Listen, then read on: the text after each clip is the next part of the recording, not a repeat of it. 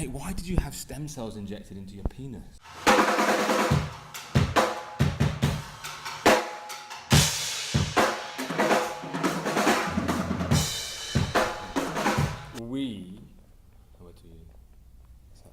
Shirt, by the way. I like it. Oh, thank you. We are here at the Bulletproof Conference 2016, and Dave, hi Dave, good to see you, mate. Good to see you. Has very kindly donated 20 minutes or so of his time for me to pick his brain a little bit. I'm going to just dive straight into it. I saw you on stage. You know who Dave is, right? If you don't, just click on the link that's a little bit below here and you can check out all of his stuff. Bulletproof Exec. Mate, why did you have stem cells injected into your penis? You know, everything on the body can be hacked. Okay. And I had stem cells taken out and cultured and all that to work on an old knee injury, an old shoulder injury, and some like upper cervical things. Yeah. So I'm like, I have leftover stem cells. And I talked with the doctors and I'm like, what else can you do with these things? They said, oh, put them in your face. And like, I'm looking more youthful. I'm like, and what do you do with the rest of them? And they said, well, we have this thing called the P shot. So you can inject stem cells into your penis. And when you do that, it restores, I think they call it youthful vigor. Okay, that's a good phrase. I like that. Okay, youthful vigor. But it actually can increase size, but it's more about like feeling like a teenager again. Okay. So, not that I had any problems down there. No, of course not. It was working perfectly. Prowess and ability, at least so I've heard. But I've lived 180, and I would like all parts of me to continue functioning like they did in my 30s, rather than to, perform worse. Yeah. So that's kind of the goal, is to be living well, strong, having sex, just having a good time until you're 180. I would like to go beyond 180. Okay. But the deal is, I want to always have the energy that I should have had when I was 30. I have way more energy now than I did when I was 30. Yeah. But I want to maintain or improve. I don't want to decline. Okay. And I'm doing everything that I can, and like $1 million worth of things so far. Yeah. And growing. Because what else would you invest in? Like it's one of the most important things you can do. Yeah. And so you said like since you were 30, so is it right, you were obese, big lad then? I wasn't obese when I was 30. I was obese in my early 20s. Okay. So when I was 23 maybe, I hit 300 pounds. Okay. And I'm probably about 220 right now. I've put on some muscle recently. Yeah. I'm reasonably happy. New York Times said I was almost muscular. I'm like, great. Those are the ones who live the longest. Like if you're excessively lean or you have too much muscle mass, you don't live as long. If you have too little muscle mass, you don't live as long. Right. So I want to have that Goldilocks zone. Yeah. You're really, really detail oriented, would you say? I'm profoundly lazy. Okay. Right? I want to get the most done in the least amount of time. And I'm a computer hacker by training. Like Silicon Valley, 20 years, cloud computing, all that kind of stuff. So I really zoom in on what do I need to know about a system in order to measure its state. And we had to do this. It was very hard to do that on the internet. And now we can tell, how is it possible that what we are talking about now is magically going down through some wires across a random number of servers on random pathways, reassembling itself into someone's headphones while they're driving on a road, coming in through through cell phone networks. Like, it is damned amazing. Yeah. Instrumenting that system was really hard. That's what I did. Okay. And once you instrument it, then how do you control it? What we do biologically is different, but very, very similar. So I'm only detail oriented to the extent that I need to know enough details to change the system, to know how it's doing. I don't need to know everything. And that's a hacker's perspective. A control freak's perspective would be they need to actually go in and know everything. And that is, in my mind, a fool's errand, because you cannot know everything. There's too much. It's like, I have a life-size map of the United States. What would you do with a life-size map? It does nothing. It actually is the United States. Yeah. Right? Yeah. So we run into that problem. And I have quantified my degree of detail orientedness. Okay. There's something called the Kolbe score. I love it. Go on. Kolbe. And all Bulletproof employees do this. We all have a scorecard. And we quantify these things. It's only 4 metrics. And it measures your instinct towards things. I'm a 4. It ranges from basically 1 to 10. So that means I need to have enough detail. Someone who's a 9 is like, I have to have every detail. And I hire some people like that because, man, they're really good at knowing details. It's not my job. Yeah. And I have people who are 1s who are like, let's just do it. I'm like, maybe you might want to know a little bit more than that. So I'm in the middle of the road on detail, but I'm very high on, it's not on the Colby score, but on I'd like it to work, and I'd like it to work in as little work as possible. And that's why I pursue things the way I do. Okay. Take a cut there. So you just touched on a little bit, and I think there's quite a huge backstory to that, working in Silicon Valley, being an actual hacker. Using the word actual seems a bit weird there, because it kind of makes more sense to hack the body than it does to hack a computer. But this is the question. People throw around like the thought and the concept of the internet and this connectedness being like the nervous system of the body, but of the world. What would you say on that? Like, we intentionally set out to build a global brain. Absolutely. Right. That's the nervous system. I'm the first person to sell anything over the internet. Like the first e-commerce product ever, I sold out of my dorm room. It was a t-shirt that said "Caffeine, my drug of choice." And I sold it to 14 countries the first month before there was a web browser. This was before the World Wide Web existed. Wow. This was like 92, I want to say, 93, somewhere around there. And we didn't have the word e-commerce. We didn't have online payment systems. Like none of that stuff existed. So it was a very weird time, and it was exciting because I was just trying to pay my tuition. Like I didn't have aspirations of grandeur. The whole Silicon Valley thing hadn't happened yet, except in semiconductors and hard drives. Like this was very early days of computing. And I realized the infrastructure that I would need to really do that didn't exist. So I went to Silicon Valley, and I worked for the companies that made it. My first job was at 3Com, one of the two big networking companies. There was Cisco and 3Com. Cisco kicked our ass. And then I went to a company called Exodus Communications. When Larry and Sergey had one server at Google, they came to us, and they put it in our buildings and our networks. In fact, I was a co-founder of a group at that company that did systems architecture and did professional services. So I designed hundreds of infrastructures for companies that became big internet companies. I also, for 5 years, ran the web and internet engineering program for the University of California at Santa Cruz. So I got really deep in this, like, how do we build this? Because there's a deep need in order to categorize information, in order to connect people. At the time, we didn't even know how the networks were going to talk to each other. That was a big challenge. So it's just like, and if you see a picture of the internet, a physical picture, it's just like neurons growing. You look at how dendrites grow inside the brain. Yeah. Same. Like we are an organism. Yeah. The way we evolved is fascinating, and my new book is about this. We have these bacteria in our cells. They're called mitochondria. They came from bacteria. They shed most of their DNA and put it inside our nuclear DNA. But they're still bacteria. They move around, they buzz around. There's a quadrillion of those in you. Way more than there are gut bacteria. So we like to say, oh, there's more gut bacteria than there are cells in your body. No. The average cell in your body has 1,000 bacteria inside it, powering everything. The mitochondria decide whether the cells live, whether the cells die, how much energy the cell has, what the cell will become on a second-by-second basis. They're the gateway to epigenetics, which is how the environment changes us. Okay. Some pretty powerful things in there. So what these little bacteria did is they said, in order to be effective, we need a cell membrane. So they made a little bubble, and that's called a cell. And our cells and them merged, technically, but basically they merged because the cell membrane creates power. From there, they created fascia. They essentially a biofilm. We have fascia, or connective tissue, is another membrane. The outer part of our body is another membrane. Every time you hit another layer of membrane, you're actually getting another level of intelligence, another level of interaction with the world around you. These levels, network engineers would completely understand, because this is how network packets talk to each other as well. Okay. So this increases our intelligence. Same thing, bigger membrane, bigger intelligence. Surface of your brain, membrane. It's all wrinkly, got more surface area, it's better. Mitochondrial membrane in the cell, more surface area and more power. Well, the next thing that happens now is we're all interconnecting each other, and the next big membrane we have is actually the planet itself, which is a really, really powerful thing. The problem is that information and data couldn't flow. And you look at the rapid transformation of the world that's happened because of this connectivity.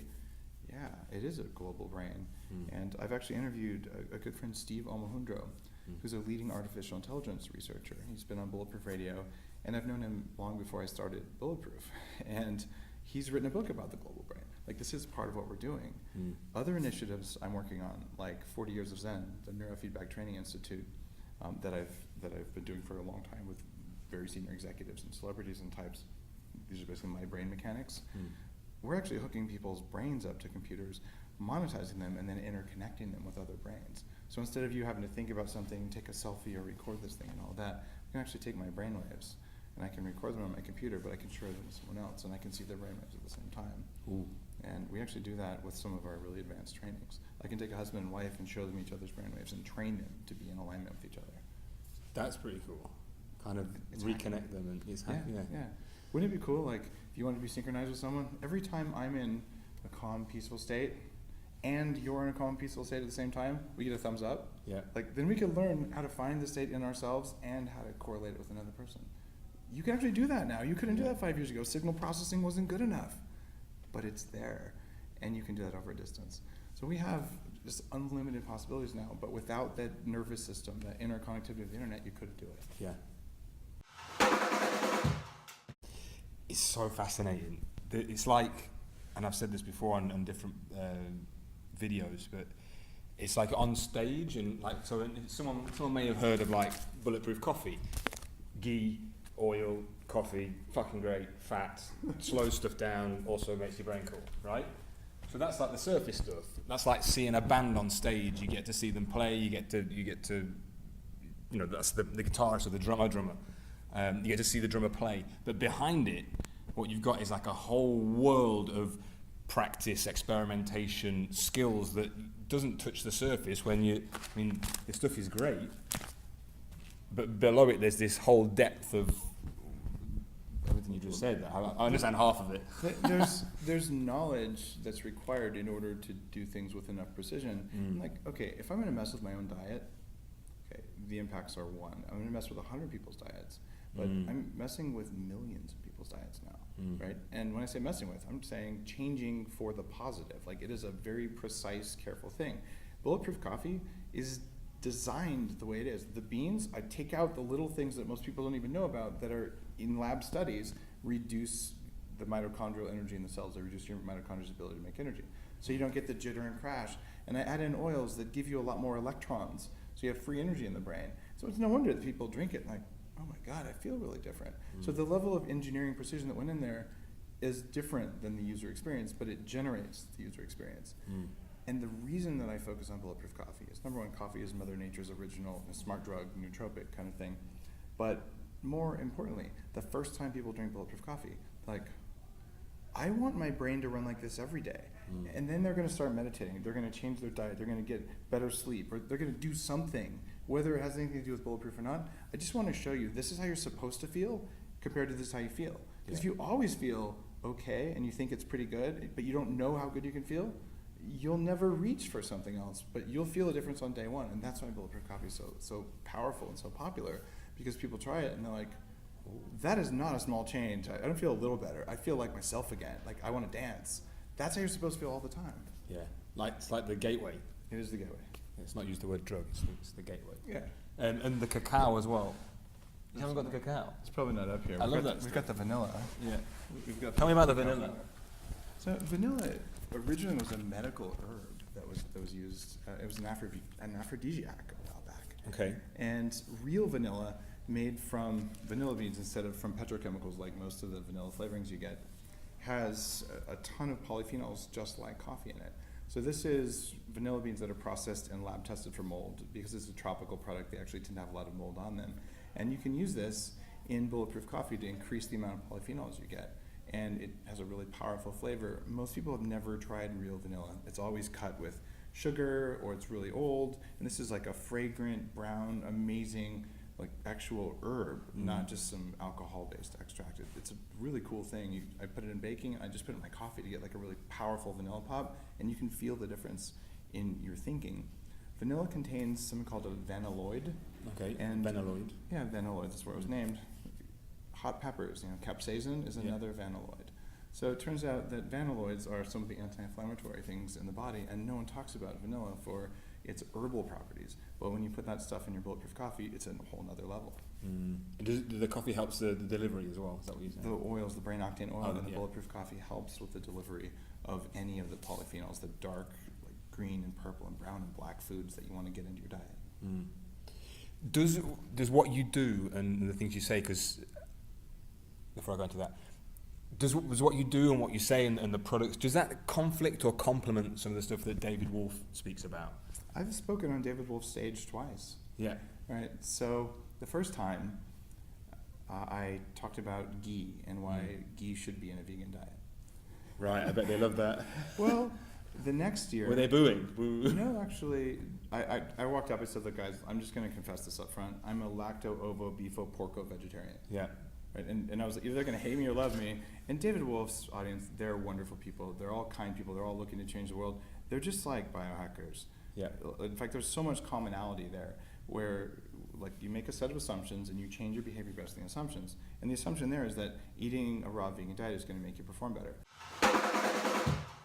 I was a raw vegan for a long time and it really harmed my health. How long's a long time? I was for about a year in total. And towards the end of it, I actually became a raw omnivore. Like I needed meat. I had big bowls. I couldn't eat enough food no matter what I did. And, I felt really good for the first couple months, but then my teeth started breaking and getting really, I'd get cold, I'd get sore teeth, and my thyroid didn't work as well, and I got food allergies, and all sorts of stuff happened. And there are hundreds of recovering raw vegans on the Bulletproof diet. And what was lacking was fat, like the right kinds of fat. So I said, guys, grass-fed ghee helps the soil. You need it to have good gardens. Right? So the animals are going to be there. If the animals are treated well, and you take the ghee, it's a renewable resource, so it's in alignment with your philosophy of kindness to animals, which I also share. I only eat grass-fed animals. I don't eat industrial meat. It's bad for you, and it's bad for the animal. It's bad for the world. Like, you don't do that. Yeah. So I shared that, and when I came back the next year at David Wolfe's conference, I said, how many of you are eating ghee? And probably 70% of the room was doing it. David Wolfe was eating ghee. I don't think he started eating ghee. I think he might have even been eating it before I gave the talk. But the idea is that, look, ghee is in moral and ethical and spiritual alignment with a vegan diet. And adding ghee, which isn't raw and isn't vegan, but it increases your ability to absorb vegetables. So understanding the biochemistry and the system of the food actually is very compatible with David Wolfe's stuff. Some of his other things, like I talk a lot about anti-nutrients in foods and how they can harm you, or at least they can harm certain people and you don't know which ones you have. Yeah. I don't see a lot of that in David's work, but I have great respect for David. Like, we went to school together, actually, at UC Santa Barbara years ago. Oh, yeah? Yeah. I'm sure we stumbled across each other drunk at least once on Hotel Playa. And with like the paleo philosophy, I mean, it kind of obviously plugs in. There's tell me. Yeah, I mean, Bulletproof did not come out of paleo. I started looking at anti-aging. I've run an anti-aging research group in Silicon Valley for 15 years, where we bring in researchers and lecturers every month and put all the videos online. It's called Silicon Valley Health Institute. Okay. So lots of knowledge, it's come in there, and I look at all of the system of that, and then I said, what do I want to do to feel really good? I've tried every diet out there, and then I wrote my first book, which is around improving human fertility, because my wife was infertile, and we weren't going to be able to have kids, so I put together a program to change it, and we had one kid at 39, one at 42 with no fertility assistance. She's a medical doctor, and her practice today is not a medical practice, it's a consulting practice around helping people get pregnant around the world over Skype. It's kind of cool. My wife has got more people pregnant than me. But that knowledge and that diet based on biochemistry and based on precision, based on hacking the system of our food that ends up as part of us, that's where this came from. So where did we end up? In the same quadrant as paleo, but with some big differences. Less protein than paleo. Paleo has too much protein in it. Paleo burns protein very, very frequently. Burned protein will not work. It damages mitochondrial function. It increases cancer risk. Right? So the precision of cooking matters, the amount of protein matters, timing matters. I was one of the first people to wear orange glasses on webcams and to talk about this impact of light, and that's made its way into paleo. And it's certainly hacking light was a big topic at the conference today in biohacking. So when I look at the level of precision there, also around the anti-nutrients, around the suspect foods on the Bulletproof diet, look, for me, bell peppers really mess me up. Yeah. And for you, they me too. It's terrible. Okay, good. Hardcore nasty. Yeah. Good deal, but I didn't know that. Right. In fact, cayenne peppers are in the same family. Cayenne is an anti-inflammatory superfood, like a la David Wolfe, except for about 20% of the population, where it's probably going to cause systemic pain, but only a day or two after you eat it. If you don't know that and you eat it on a regular basis, your entire life you'll have musculoskeletal pain and you'll have no idea. So I call out, these are the foods that are risky for large parts of the population. Maybe you ought to test that. Yeah. Right? That's not paleo. And in the evolution of paleo over the last 10 years, now they have autoimmune paleo. And that looks an awful lot like Bulletproof. But Bulletproof has kind of sliders, because what works for me might not work for you, but here's the area of risk, here's what doesn't work for anyone, and here's what works for everyone. And it's delineated that way. So you don't have to, today I wasn't paleo, I had something. It's like, no, today I had something that was less bulletproof. But you're always on the bulletproof roadmap. It's a roadmap. You can't leave it. I was in kryptonite land. I had everything bad today, and I paid the price tomorrow. So that is, you're in more control. So it's a different philosophy. And it is, cavemen ate what they had, which is a good clue. Cavemen did not have mass spectrometers. They didn't have processed foods. They didn't have toxins in their environment, right? Yeah. They got access to natural sunshine and all that sort of stuff. I have lasers. Cavemen didn't have lasers. Yeah. So I got in a debate a long time ago with someone on a paleo forum somewhere, and it was sort of like, well, bulletproof is, we have xylitol and butter, and that's not paleo. Xylitol is a sugar alcohol that is much better for you than sugar, but cavemen didn't have it. So I'm like, look, here's the deal. When my tribe is marching on your cave and we have lasers and mass spectrometers and you have spears and clubs, like, you'll realize that technology might give you an advantage. I'm like, because that's what's going to happen. Yeah. We're not going to respond to the environment around us, including all the weird stuff we've done to it with unnatural lighting and pollutants and strange foods and air travel and watching your iPhone late at night, like all sorts of stuff we do that we weren't necessarily evolved to do. Going back to our cavemen ancestors, for answers to that, they weren't faced with any of those challenges. So why would the solutions to those challenges come from what they did? Doesn't work like that. No, I am taking control of this system in this environment, which means I'll acknowledge this environment and I'll use the tools available to me in this environment. And that's why this is a biohacking conference with a tech hall full of lasers, infrared lights, bulletproof whole body vibration machines, things like that. Hey, the tech hall is unbelievable. Yeah, there's that's floating. It's called the virtual float tank. Yeah, it's a new bulletproof product. Hey, is it?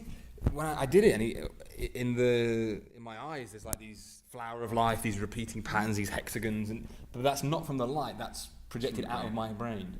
Here's what this is.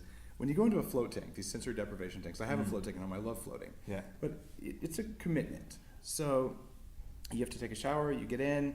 You float on top of the salt water. It's very peaceful and restful. You go into a theta state. And you get out and you gotta wash the salt off, and then your hair is usually kind of frazzled from the salt. It's an investment. You got dry skin for a couple of days, but you had a really good float. And that inhibits me from using my own tank. And I have one at home. I have a whole human hacking lab where I live. That's very extensive. In fact, have you done MTV Cribs yet? I haven't, but I probably should. It would qualify. Yeah. Like Bulletproof Labs, the new offering in Santa Monica, is based on what I do at home for my own performance. Yeah. So the virtual float tank is a way to get the theta state that comes from floating without actually having to get wet. So we use spinning instead of floating, and we use light sound goggles and a couple other technologies, including oxygen enrichment when you're doing it at the labs. Okay. And what you get is a much deeper, faster theta state than you get from floating. So you get there faster, you spend less time, and you don't have to take a shower when you're done. So for me, that was a big thing, and that's a new bulletproof offering. It's meant for facilities. It's not something you're going to buy at home unless you're ultra wealthy. But this is how we hack the human body. Cavemen didn't have any of this stuff, but we do. We have new technology. So we're gonna wrap up now, but just to finish, I've been to the Santa Monica Cafe. Very cool. Is it true that that's what you're doing next door? Is that what you're building is like a tech lab, or what do you call it? It's called Bulletproof Labs, and it's there to bring all of these. It's like $1 million worth of biohacking toys, the stuff that the highest performing humans on the planet use to get stronger and faster in very little time. So everyone can come and try it and experience and play with it. I love it. It's a big thing. I don't know if you guys know this, you probably do, but I had a tumour in my left shoulder. It was a malignant tumour many years back. And I've been on this mission. I've been traveling the world, like interviewing great people like Dave, finding out information. And I highly recommend what he's saying and these technologies and things he's bringing to people. Even if you're not sick, if you are well, if you're a sports person for optimal performance, or if you are sick and you're looking to not use, some of the, what's the word? Less desirable medicines out there. There's a world here for you to explore. So check out the links below this. Thanks, mate. Thank you. Good.